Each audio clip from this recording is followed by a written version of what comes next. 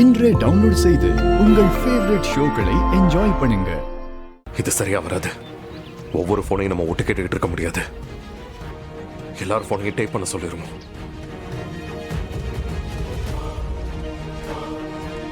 நான் உனக்கு ஒரு நம்பர் அனுப்புறேன். அந்த போன் நம்பருக்கு வர எல்லா கால்ஸோட டீட்டெயில்ஸும் வேணும். ஓகேவா?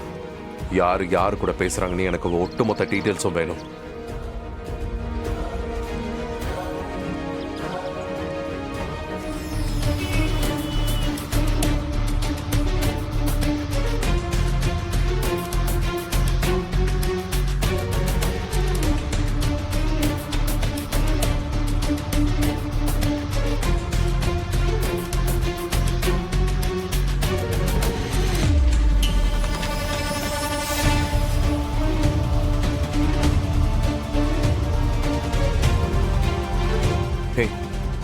எப்படி இருக்கு அஞ்சலி? செமையா இருக்குல்ல? என்ன இதெல்லாம்? குழந்தைங்க அஞ்சலி.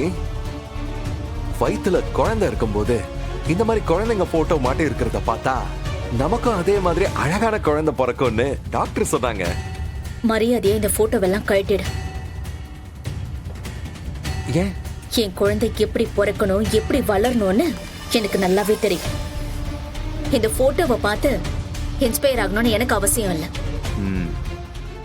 சரி, நீ ஒரு பியூட்டி குயின், நான் ஒரு ஹேண்ட்ஸம் காய்.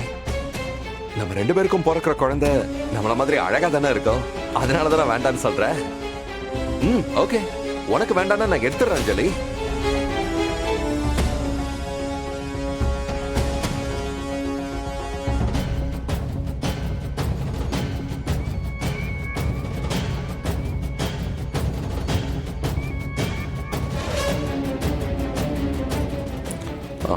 அஞ்சலி, என்னது இது? என் குழந்தை என் அப்பா மாதிரி தான் இருக்கணும். எனக்கு இப்போ என் அப்பாவை தான் பார்க்க பிடிச்சிருக்கு. எனக்கு பிறக்க போறதே என் அப்பா தான்.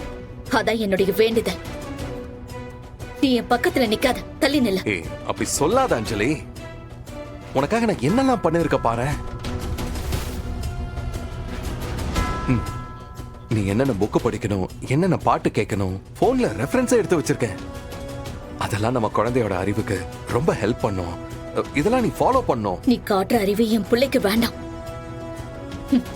என் அப்பா எனக்கு நிறைய புக்ஸ் வாங்கி கொடுத்திருக்காரு. எங்க அப்பாக்கு பிடிச்ச பாட்டு நிறைய இருக்கு. நான் அதை தான் கேட்பேன், அதை தான் படிப்பேன். அப்பதான் என் அப்பா மாதிரி எனக்கு குழந்தை பிறக்கும். நீ சொல்றதெல்லாம் என்னால படிக்கவும் முடியாது, கேட்கவும் முடியாது.